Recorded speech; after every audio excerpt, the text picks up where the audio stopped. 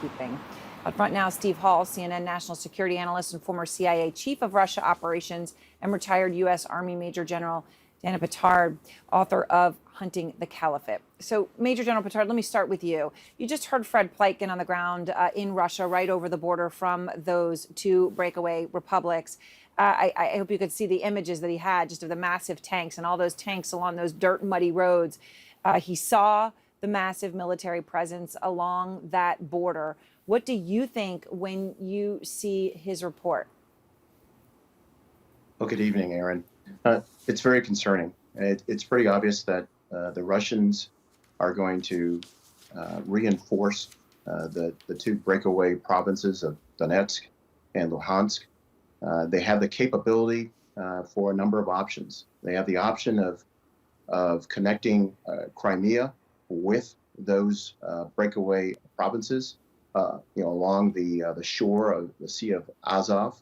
That's certainly an option.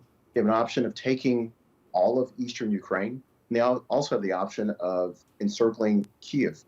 But the bigger deal with President Putin is that he has let us know that he doesn't respect the sovereignty of Ukraine.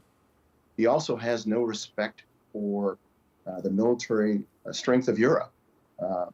And he has no respect for the will of America and Europe to stop him.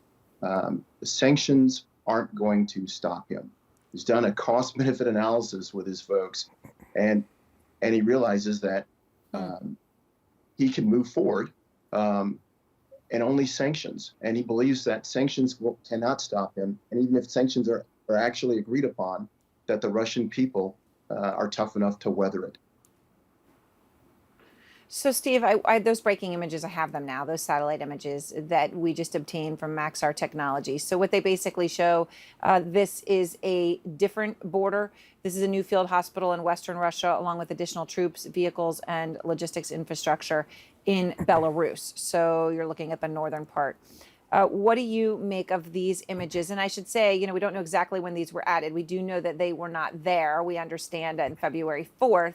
Now these images are coming out and you can see all of this infrastructure in place.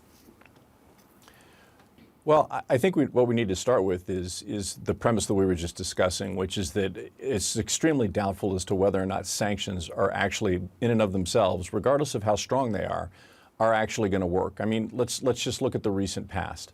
We have sanctioned Russia, the United States, and other of our Western allies have sanctioned Russia continuously. Now, admittedly, these sanctions are much stronger, and yet even the threat of those much stronger sanctions, really hasn't done that much. So what you're seeing is an increase in these troop formations as far away as Belarus. So when you recognize these two little tiny statelets that Putin decided he was going to confer upon them the status of countries, after putting his own people in there so that they would ask for it, that's a long way away from, where you are in Lviv, which is a lot closer to Belarus, which is where those pictures are coming from.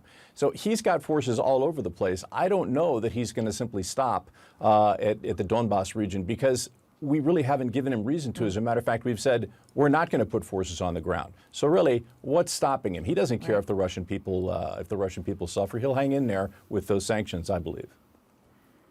So, Major General, let me ask you, President Zelensky here in Ukraine announced today that he's calling up reservists for military training. And, we've met young men here signing up for the new territorial defenses that they established a whole lot of new battalions at the beginning of the year.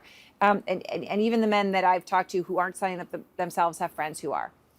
So there's a lot of passion and enthusiasm for this, but they're new, right? They're still untrained, but a lot of them haven't even started any training yet.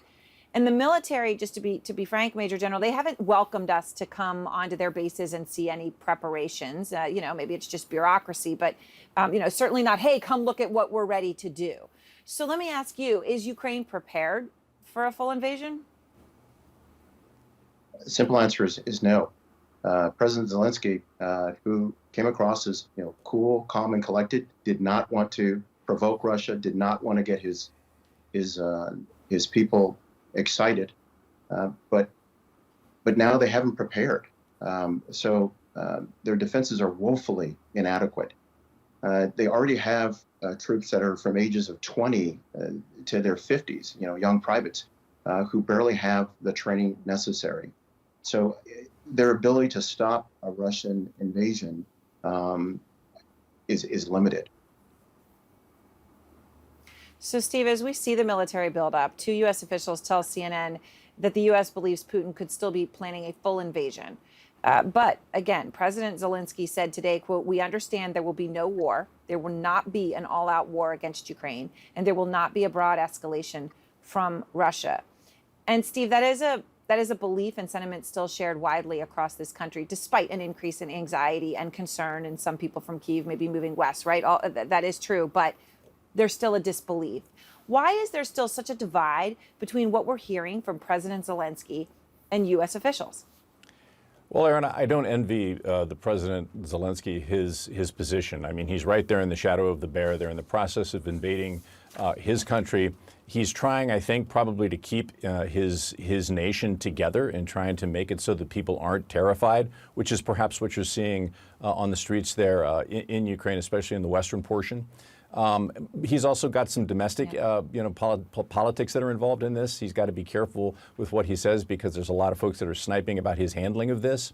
So it's a really tough position to be in, and it doesn't surprise me that he's trying to downplay it, especially given, as the general just indicated, the state of his own military in the face of a much, much larger Russian force. Yeah. Thank you both so very much for your perspective. I'll say one other thing that stands out here. It is amazing. People believe in their military. They really do. It's very open, and they do believe in it. Thank you both so much.